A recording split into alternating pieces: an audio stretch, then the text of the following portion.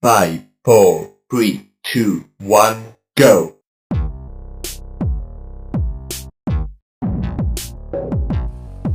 What's up, everyone? Welcome back to another episode of Very Normal TV.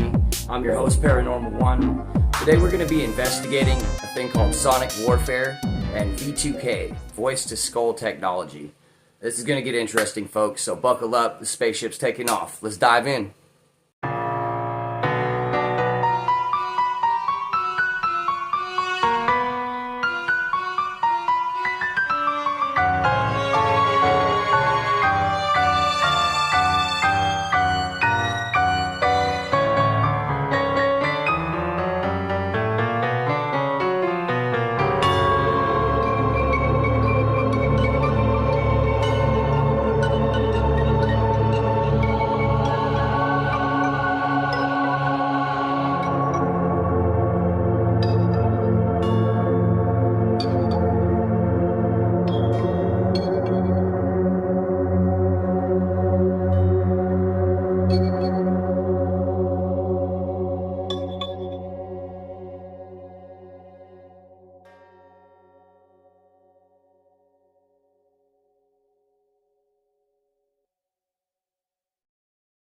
Very Normal TV.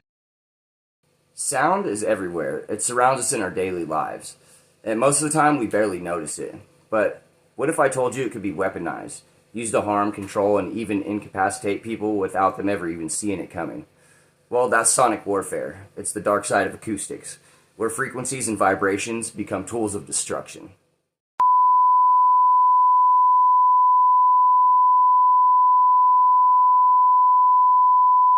The idea of using sound as a weapon, it's not new. In fact, sound has been used for millennia in different forms to manipulate human behavior. From war drums of ancient civilizations to psychological impact of propaganda through loudspeakers. But in recent decades, the science behind sonic warfare, it's taken a much darker turn.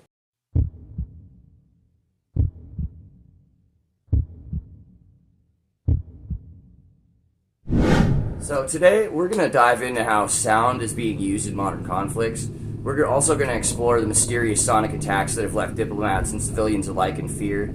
And we're going to uncover the hidden potential of sound as a tool of power. So in this next clip, I'm going to show a hypothetical example of what would happen if there were a sound attack in New York City. Let's check it out. If you're a fan of wild conspiracies, buckle up, because this one's going to blow your mind. Mad scientist, sonic warfare, and mind control, it's all going down in NYC. Deep in a hidden lab, Dr. Maniakis, our not-so-friendly neighborhood mad scientist, has cracked the code to a new level of chaos. Sonic warfare and V2K, technologies that can turn your thoughts into someone else's playground. These rioters, they're not just angry. They're hearing voices, whispers from miles away, controlling their every move. No visible suspect, just sheer pandemonium on the streets. Imagine the ultimate remote control, but for humans. Dr. Maniakis explains, by using low-frequency sound waves, we can penetrate the skull, bypass the ears, and deliver messages directly to the brain. It's like hijacking a radio signal, but with people. As the crowd moves like zombies, you can almost feel the tension, the terror. Heads could explode, literally and figuratively. So, next time you're in a crowd in NYC and you hear a voice that ain't yours, just remember, Dr. Maniakis might be pulling the strings. Stay safe, folks, or at least try to.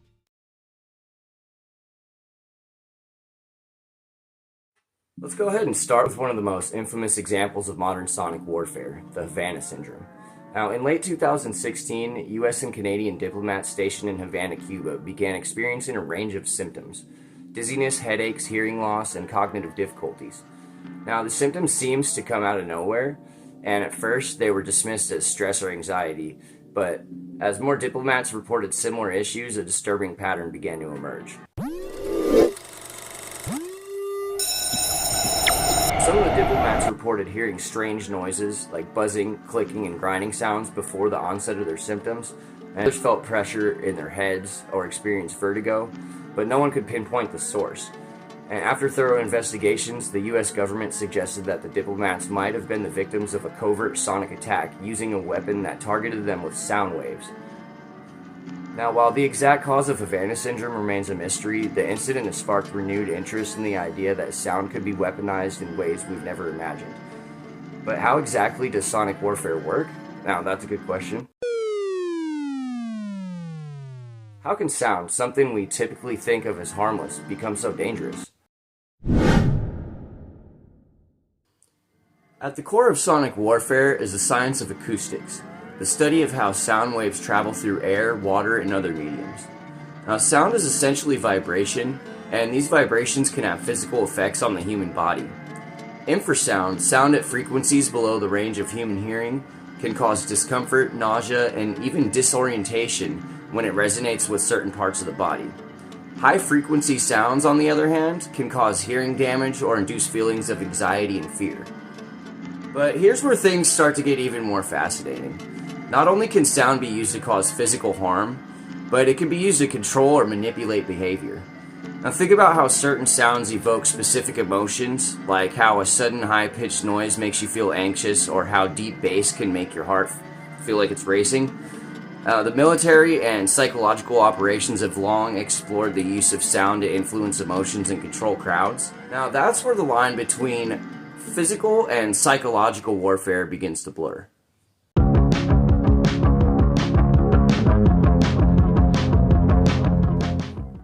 So one well-documented example is the use of long-range acoustic devices, or LRADs. Now these are powerful speakers capable of emitting extremely loud, focused sound beams over long distances.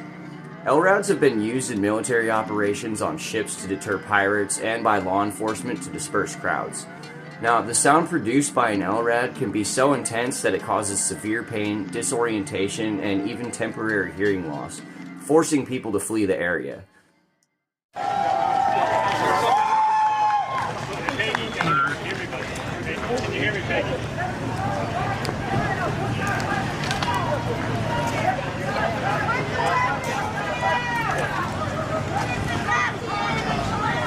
Go back to Kentucky!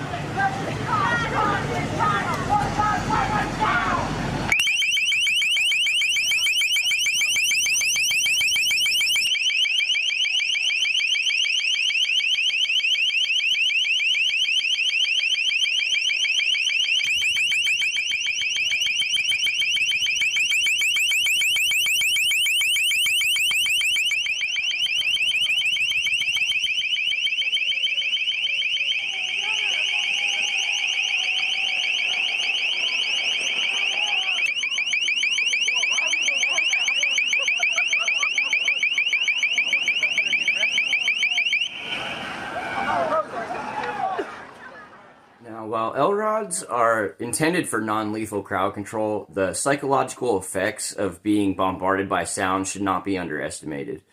Now, the noise is not only painful, it induces panic, making it difficult for people to think clearly or act rationally. In some cases, it can leave long-lasting psychological scars, and that raises ethical questions about its use. But LRADs and the Havana syndrome are just the beginning. Now, these are reports that more covert advanced sonic weapons are being developed, ones that can target individuals with precision, causing harm without even leaving any visible trace. Now, the potential for these weapons to be used in covert operations is staggering. Get out of here. So just to set the scene, this is from a New York Times article, Science in the News, and this is a quote. He says, "In any case, the limitations on the auditory component of the show are off. The players may speak with the tongues of men and of angels. With sound, you can compel the audience to laugh, to weep. You can knock them off their seats. You can lay them in the aisles. You can make them believe what you will." So I don't know if you all remember, a few years ago in 2017, there was this international headlines news story, which was that US embassy workers in Havana, Cuba, were suffering from some kind of strange illness that people thought was perhaps caused by a sonic device. So it was called Havana syndrome.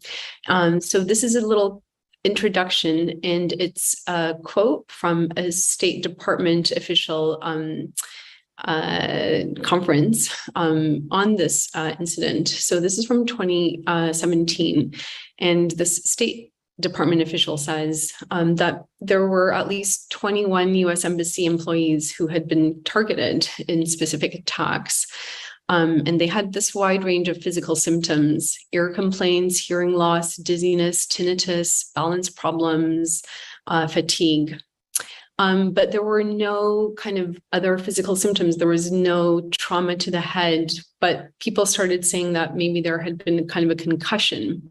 And what he says was, we've been unable to determine who or what is causing these attacks. Imagine being able to incapacitate somebody from a distance without firing a shot, simply by directing a sound wave at them. No explosions, no blood, just sound.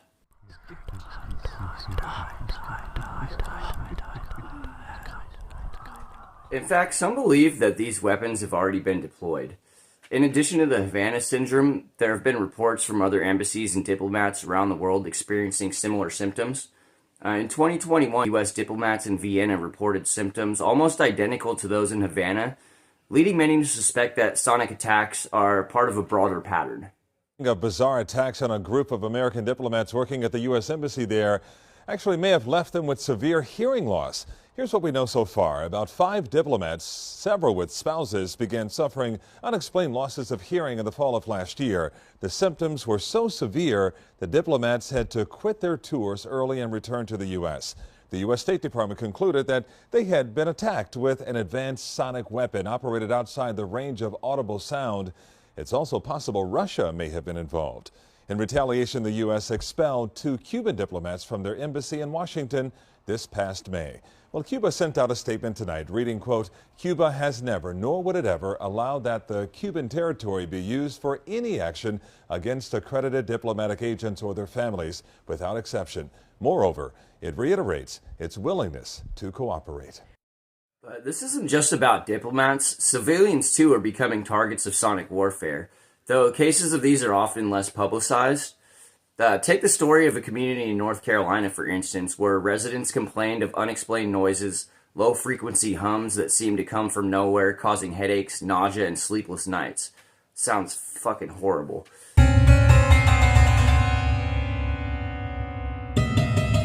The source of the sound was never identified, leading some to speculate that it could have been an experimental sonic weapon being tested nearby. As we dig deeper into the world of sonic warfare, it becomes clear that the weaponization of sound is still in its early stages, but the potential for these technologies is vast and terrifying. Now, if sound can be used to harm, control, or manipulate without any visible evidence, what does that mean for the future of conflict? How will we defend ourselves against an invisible weapon? Sonic warfare, as developed here, is one of the Army's most closely guarded secrets. A single sonic company is capable of simulating under combat conditions the activities of a division. Every sound that is part of the bridge building operation is picked up by this microphone, carried through this cable, and recorded inside this sound recording truck, on this turntable, exactly the way a phonograph record is made.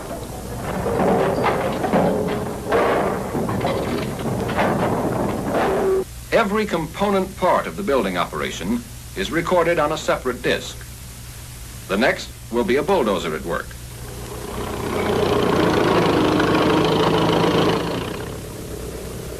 Then men unloading trucks and so on, recording each separate step. Of course, construction of a bridge is only one example. At the same time, another crew is at an armored camp recording the sound of an armored column. Tanks crossing a small bridge, or any one of the many other basic sounds heard in combat areas which would indicate troop movements to a listening enemy.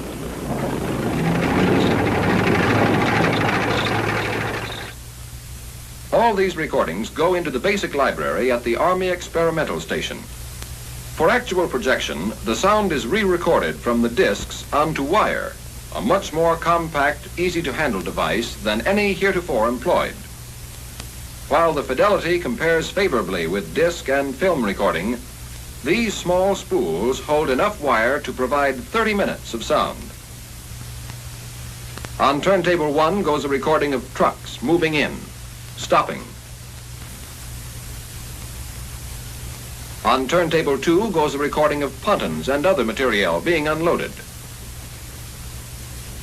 On 3 goes a bulldozer working and a bridge being constructed. All these are sounds that would be heard by the enemy if a bridge were being built. And all these components, before they can be projected from the loudspeakers, must be mixed onto one soundtrack, which is recorded on wire. With the progress of the war, changes in tactics and technique have called for changes and improvement in equipment. The best loudspeakers for the military requirements have been developed.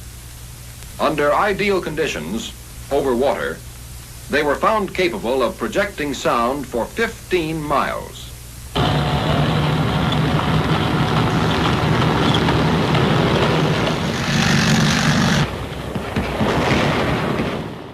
So that was obviously like a super old film, but just imagine what they're capable of now if they were able to do that back. I mean, they could send a sound wave over the ocean for 15 miles. Like, they could probably send one across the planet now. Now, before we move on to the second half of this episode, I just wanted to go ahead and take some time out to thank everyone for watching. I really appreciate everything that you guys do. Without you guys, I wouldn't be able to do this. So if you haven't already, please give me a like, subscribe, and share this stuff, man. This is only episode 2, but I guarantee we're going to get a lot deeper, and we're going to dive way further than we have so far. So hope you guys are going to be along for the ride, and once again, I appreciate you all.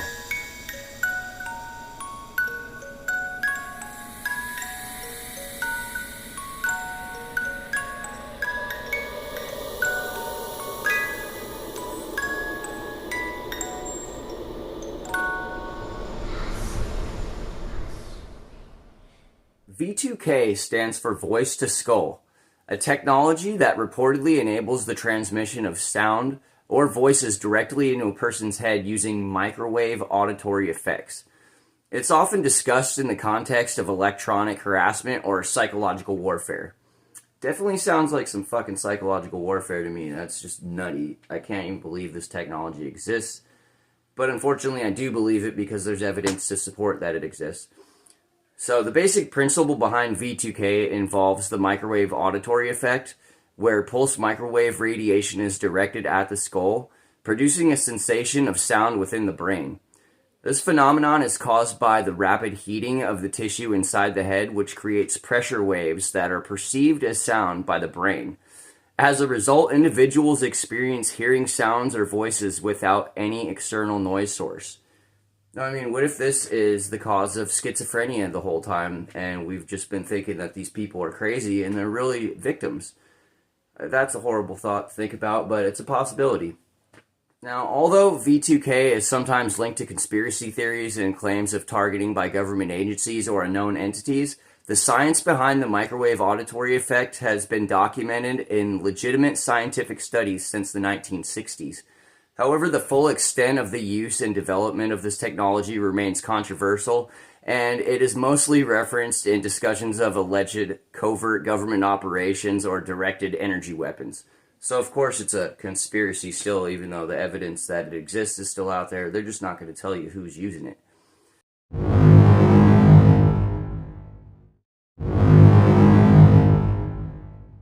So there's actually a product out there called the Q-Wave Defender, which will defend against V2K attacks. So if anyone, including yourself, is suffering from maybe these so-called schizophrenic episodes, maybe it's not that. Maybe go ahead and try to get this Q Defender thing. Maybe it'll help, I don't know. But anyways, God bless you all. I hope you have a great rest of your night. And we're going to end the video on that note. But with that said, I really appreciate you guys watching once again. Thank you guys for joining me on the second episode of Very Normal TV. The show's still very young, so like I said, please like, subscribe, share as much as possible. It's greatly appreciated.